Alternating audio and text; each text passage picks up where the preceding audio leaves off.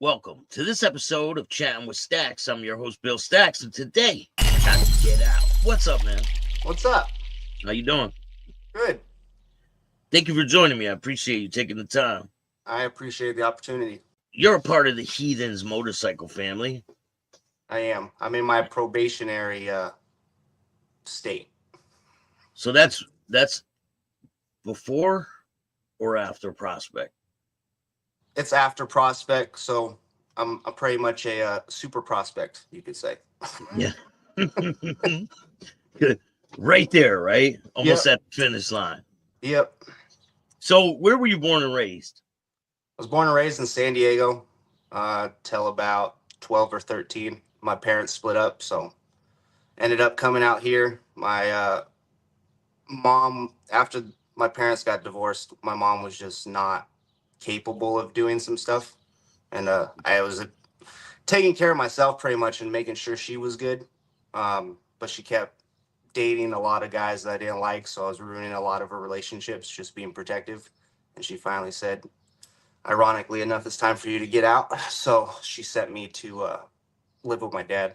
And what was that like? Was it a lot different? So my dad made some mistakes with my mom, ended up being with somebody else, having a kid with that person.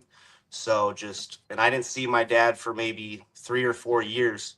When they split up, I didn't see him for probably a year or two. I went and stayed with my aunt and uncle back and forth. And then probably like 12, my dad came around, I saw him, and then he just must have felt a lot of guilt and ashamed for his decisions, and he took off. I didn't see him for another year or two, and then I went back to my mom, and then that's when she sent me to him. But he was still with this chick, and she was pregnant with my sister, and I didn't like this chick, so I was giving her hell for sure.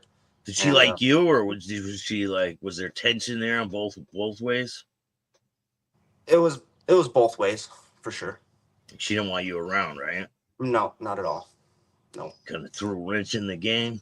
No, this chick, I tried to get my dad and her to break up for a long time because I knew she wasn't good.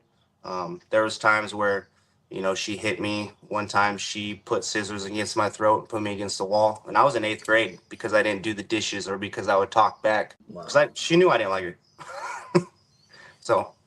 Yeah, that's crazy. You heard about the stepmom that held the kid hostage in Connecticut, right? Yeah, the father died. The stepmom kept the kid for like 25 years, locked in a room. Yeah, no. She could have been up there for sure. She would definitely make me stay in my room and do some stuff. But that's when I started really rebelling against a lot of stuff. So. Were you getting into trouble? No, I was always the kid that was good and respectful. Would I definitely rebel? And I was a skateboarder, so definitely going out and getting into some trouble. But I didn't actually get my first charge on anything until I was about 21. What was that about? BB. No, some bullshit with like some relationship drama.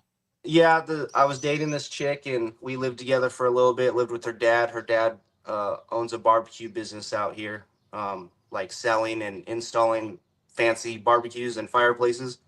And she wanted to break up, and I said, that's fine, just don't take the dog. Well, the first thing she did was take the dog. She brought 2 dudes with her and one of her girlfriends.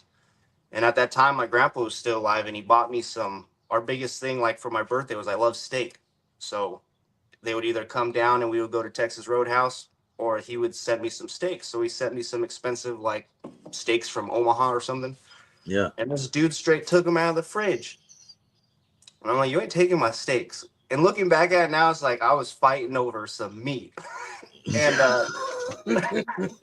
dude, it's a principle, right? It's a principle, man. Yeah. So I dropped him. His friend came, dropped him, and I just got angry. So I went to get on top of him, and his girlfriend came and kicked me right in the face. The other dude came up, and he tried to kick me. So I got up and went to leave the situation. And we lived right on a main street. And right when I got to the main street and turned to right, I just get tackled by a cop. So Yeah, it was 3 words. To me, it was self-defense, but it was 3 words against mine. So I knew how it was going to go. Did they keep you in or did you bond out? So I was there for a night, and then I didn't bond out. They let me out. Yeah, ROR or whatever. Yeah, but then we got back together, and then a year later, kind of similar situation. Wait, you got back together? Yeah, I toxicity. I don't know what it is, and my old lady now, she's like, "You're toxic." I was like, "Look, in my opinion, if they're toxic, that means they care. Once they stop being toxic, they don't care anymore." So you get back with her, and then what happens? She cheated on me. I walked in on her banging one of my best friends. Oh man! And at this time, are you riding motorcycles? No, Not at all. Mm-mm. No. Are you? I mean, I've ridden since I was a kid, going to the dunes, riding dirt bikes, quads, things like that. But I didn't actually get my first bike until 2016.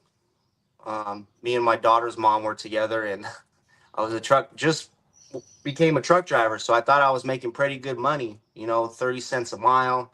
I'm like, I'm making it now. And some dude, I had a old Eclipse, and he was like, I'll trade you this bike for it. And it was a CBR 600. And I was like, okay, cool. I didn't tell my daughter's mom nothing. I traded our only car for a motorcycle. And she was like, why would you do that? I said, we live right across from Walmart. You can walk over there. Yeah, you're toxic, man. Traded the only car for a motorcycle. Hey, I live on opportunity. I had an opportunity. I was like, I'll get you a car in a week. Oh man. Yeah, because you were making good money, so right? You think you are in the beginning of your trucking career, but you're not. No. So what happens next? Which part? So let's go back. Let's go back. Yeah. When you get back with that other girl, you walk in on her and some other guy. Yeah. And how does that situation go? I beat him with a stick. You get arrested again. I did. Yep. That one I got a felony assault for. I was in for maybe a couple days. They let me out. And then, crazy enough, I didn't get in trouble for probably 4 years. And I didn't do, when I first got that first DV case, they didn't. So when I got the felony and I went in, they were like, well, we'll drop the felony if you plead to your misdemeanor DV. And I was like, a felony for a misdemeanor? I'm taking the misdemeanor. Little did I know the hoops and the things that you have to do for domestic violence stuff is way worse. So, but I didn't do any of those things. I just stayed out of trouble for 4 years. So when I got my second DV, you could say, everything else was expunged. And then my very third DV that was with my daughter's mom. And again, DVs sound very bad. I want to put it out there. I'm very against women getting hit or anything like that. But I do believe at a certain point, some of these women nowadays can hit like a dude. So if you have to defend yourself, but my rule is if you hit me 10 times and I'll count with the intent to hurt me, then I'm going to have to stop you. That doesn't just walk away. You should just walk away. If it starts to get heated, just walk away. There's no reason for it to. Women chase you nowadays, though, to keep going. Yeah. But they when I got that one, they dropped everything, and then when I got one with my daughter's mom, she wouldn't testify. Yeah, but so when they drop everything, when you go back to court for the same thing, they still bring up all the old ones, right? They can try, but it was set aside. So it's still there, but they really can't use it against you. And then, when I got my third one, they dropped, like I said, my daughter's mom didn't show up for nothing. And that one, she came home at 2 o'clock in the morning with the kids wearing the dude's shirt, and I told her to get out. She beat herself up. I watched her call 911, and she started scratching her chest, ripped the shirt, started punching herself. So I went and sat on the steps. If you have a history, it doesn't matter. It doesn't matter. You're alone. Correct. Yeah. So, but that's really it. Other than that, I try to stay clear. I don't like baloney, so I really don't like going to jail. No, it's not. It's not fun. Definitely isn't. Not at all. So during your time growing up around this area, do you ever come across any motorcycle clubs? Yes. So where I lived, I don't know if you know the term, the Big Four. Pretty much, there's four Yeah, dominant clubs. There was one there, and my dad would hang around them. I would hang around them. I would go in their clubhouse, and um, back then, I mean, even now, there's a lot of good guys that are in clubs, and a lot of people look bad on quote unquote bikers, but really they're the nicest people and most helpful people you'll ever meet. They just have this image from society that's not good. But I would call these guys like uncle, things like that as a kid. And of course, you see cool bikes, you see them getting girls and everything. You just don't understand what's going on in the background. But yeah, I was like, man, I like motorcycles. Um, so and just seeing all that stuff, and I probably saw more as a kid than I should have seen, and I just didn't understand it. But now yeah, looking back, it's like, I get it. Okay. yeah. I think there's more than Big Four, because there's a Oh, lot of clubs that are getting dominant now, especially in certain areas. It's mm-hmm. like the Big Four doesn't even exist. I think it's more like Big Eight or something like Yeah. that. Yep. So, you get a bike, and what's your ideas, like where are you gonna go? Are you thinking I'm gonna try to hang around with a club? Is that even on your radar yet? So when I first got my CBR, I rode for a little bit, and I was trying to be like a stunt rider at first. So I was, learning how to wheelie, just not giving a crap about law, pretty much going fast, being an idiot. And then I met up with some friends, and we hung out. We would have a bike night every Friday and Saturday at this gas station. And then we would go to the car meets afterwards. But there was a point where I tried to start my own club because I did have this mental image of, seeing people prospect and how they got treated. And I don't agree with treating people badly to see how they're going to treat you when they get to a certain step where they want to be. I didn't want to be that guy. So I tried to start an RC, which is like, respectful way of not just coming out and being an MC. I just try to do the proper steps.